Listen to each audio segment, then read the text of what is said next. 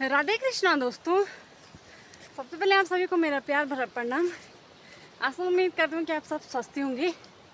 और आज है श्रावण महीने का पहला सोमवार और स्वागत करती हूँ आप सभी का अपने YouTube चैनल परिणय की व्लॉग्स में। और इन खूबसूरत पहाड़ों उत्तराखंड के पौड़ी गढ़वाल के सबसे पीछे इलाके से, सबसे पिछड़े गांव घुलेक से, जिसको सिरिंग ऋषि की तपोभूमि भी कहा जाता है। और आज आपको मैं सुबह सुबह दिख रही होंगी। तो अभी का टाइम हो रहा है 6 और हमारी हो रही है सिरिंग ऋषि जाने की तैयारी। तो हम लोग वहीं जा रहे हैं क्योंकि आज श्रावण महीने का पहला सोमवार है और कई लोगों ने तो 14 तारीख को मना लिया है। लेकिन हमारे उत्तराखंड में क्या होता है, जो हरेला लोक पर्व होता है उसी के दिन से ही श्रावण महीना स्टार्ट होता है। तो हमारा तो आज ही पहला सोमवार है और आज हमारा उपवास है। और इस पहले सोमवार के, श्रावण के पावन सोमवार में हम जा रहे हैं सिरिंग ऋषि के दर्शन करने। और बने रहे हमारे साथ, कैसा रहेगा सफ़र आप लोगों को बताते रहेंगे। तो यहाँ पे मुझे मिली है माही नेगी और हम जा रहे हैं सिरिंग ऋषि आश्रम, जो कि यहाँ से 12-13 किलोमीटर दूर है। और हमारे गांव में ही सिरिंग ऋषि आश्रम पड़ता है। और चढ़ाई इतनी है कि क्या ही बताया आप लोगों को। और सुबह के 6 बजे से उपवास रख के खाली पेट हम जा रहे हैं सिरिंग ऋषि बाबा के आशीर्वाद लेने। तो आना कभी आप लोग भी सफ़र एंजॉय करने, सुकून भरा माहौल, भले ही कोई बात नहीं चढ़ाई होगी। और यहाँ पे एक छोटा सा बच्चा आपको दिख रहा होगा, इसको भी देखिए, इतनी बारिश में लगा है यात्रा पे।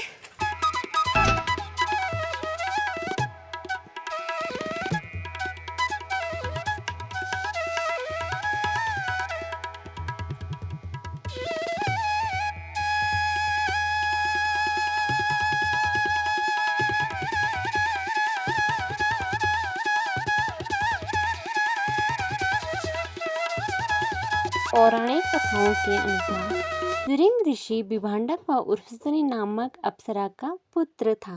विभांडक ऋषि के घोर तप से देवता गण भी भयभीत हो गए थे, जिससे उन्होंने उर्वशी नामक अप्सरा को विभांडक ऋषि के पास भेजा उनके तप भंग करने के लिए, जिसमें वो सफल रही और उसी के फलस्वरूप ऋषि सिरिंग का जन्म हुआ। चारों तरफ का माहौल कोहरा मचा हुआ है, जिसको हम गढ़वाली में कुएड़ कहते हैं। और अभी के टाइम पे हम पहुंचने वाले हैं छप्पर के सामने। और जो ये वाला रास्ता है, नीचे वाला रास्ता बिल्कुल फिसलन वाला है। और यहाँ से आगे तो रास्ता ठीक ही है। तो चलते हैं। सबसे पहले तो अपने गांव के छप्पर में चलते। अभी के टाइम पे हम पहुँच चुके छप्पर में। तो चाय मिलेगी इधर, ये देखिए ना। तो दोस्तों हम आ चुके हैं सिरिंग ऋषि बाबा के आश्रम के, जहाँ से आश्रम शुरू होता है वहाँ पे। और सबसे पहले हम यहाँ पे फूल तोड़ लेते हैं, क्योंकि यहाँ से बाबा सिरिंग ऋषि का आश्रम स्टार्ट होता है। तो यहाँ पे एक प्रतिलिंग है जहाँ से सिरिंग ऋषि बाबा का द्वार शुरू होता है। तो हम सबसे पहले यहाँ पे फूल चढ़ा लेते हैं। जो भी यात्री गण आते हैं तो यहाँ पे सबसे पहले यहाँ से सिरिंग ऋषि बाबा का द्वार स्टार्ट होता है। तो यहाँ पे सबसे पहले हम लोग फूल चढ़ाते हैं। तो चलिए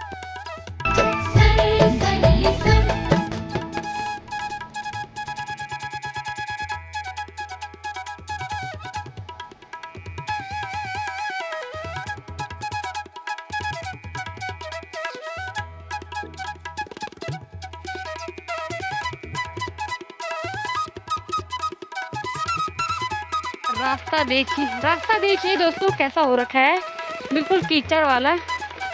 और कैसे चले यार।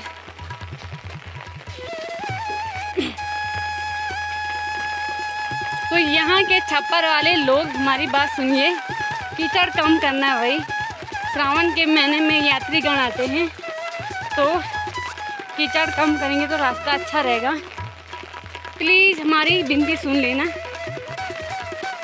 ये देखिए कैसी हालत हो रही है,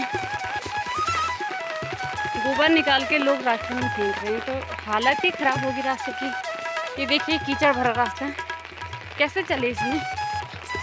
बाबा की नगरी में हो आप लोग और ऐसे करना अच्छी बात नहीं है। हर हर महादेव। तो फाइनली दोस्तों हम पहुंच चुके हैं श्रृंग ऋषि बाबा के आश्रम में, और यहाँ से श्रृंग ऋषि बाबा के आश्रम का नज़ारा कुछ इस प्रकार सा दिखता है। घना घोर जंगल, और इस जो ये जंगल है इसको भाबर क्षेत्र के नाम से जाना जाता है, जो कि चमोली और पौड़ी गढ़वाल की बॉर्डर लाइन है। तो इसी भाबर क्षेत्र में हमारे श्रृंग ऋषि बाबा ने तप किया था, और श्रृंग ऋषि बाबा का आश्रम दो नदियों के बीच स्थित है, एक मझोली नदी और एक सिंगोर नदी। बारिश भी झमाझम लगी हुई है और चारों तरफ कोहरा भी लगा हुआ है, और गिरते गिरते हम लोग भी पहुंच चुके हैं, क्योंकि बारिश के कारण रास्ते इतने खराब हो चुके हैं ना, हालत भी खराब हो चुकी है। तो चले चलते हैं।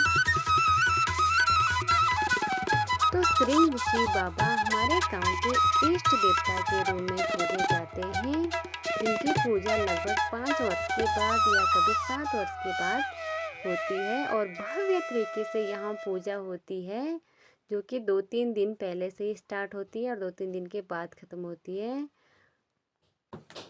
मान्यताओं के अनुसार श्रृंग ऋषि बाबा ने यहाँ पे तप किया था, जिसके बाद वो यहाँ पे पूजे जाते हैं, और उनकी विशेष कृपा हमारे गांव पे बनी रहती है।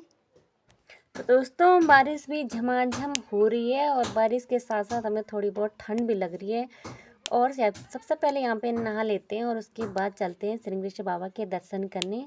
तो कहा जाता है कि ऋषि श्रृंग के जन्म होने के पश्चात इंद्रदेव ने उर्वशी को वापस बुला लिया था, क्योंकि उर्वशी का जो धरती का समय था वो समाप्त हो चुका था, और जिसके फलस्वरूप ऋषि दिवांडा को बहुत ही आहत पहुँची, और उसके बाद उन्होंने ऋषि श्रृंग पर कभी स्त्री की परछाई तक नहीं पहुँचने दी, और इसीलिए पौराणिक कथाओं के अनुसार कहा जाता है कि एक बार अंग देश में अकाल पड़ गई थी, और अंग देश के राजा, मंत्रियों और ऋषियों ने निष्कर्ष किया कि किसी भी तरह से ऋषि श्रृंग को अंग देश की धरती में ले आया जाए और उनकी विपदा दूर हो जाएगी। जैसे वो मतलब ऋषि श्रृंग को अपने देश में बुलाएंगे तो उनकी विपदा दूर हो जाएगी। अतः राजा ने श्रृंग ऋषि को रिझाने के लिए देवदासियों का सहारा लिया, क्योंकि जन्म के पश्चात उन्होंने कभी नारी का अवलोकन नहीं किया। बारिश के कारण माहौल इस प्रकार से हो रखा है, हम पूरे भीग चुके हैं और थोड़ी बहुत ठंड भी लग रही है, तो इसलिए हम जल्दी जल्दी जा रहे हैं। बाबा का आशीर्वाद, श्रृंग ऋषि बाबा का आशीर्वाद आप सब पे बना रहे।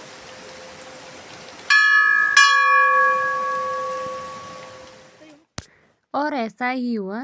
ऋषि श्रृंग का अंग देश में बड़े भव्य तरीके से स्वागत किया गया। उनके पिता के क्रोध के भय से रोमपाद ने तुरंत अपनी पुत्री शांता का हाथ ऋषि श्रृंग को सौंप दिया, जो वास्तव में राजा दशरथ की पुत्री थी। और अब चलते हैं घर के लिए। महीने की बार गिर रही है, चोट लगी है मुझ पे, फिसलते हुए हम इसको यहाँ तक ले आए।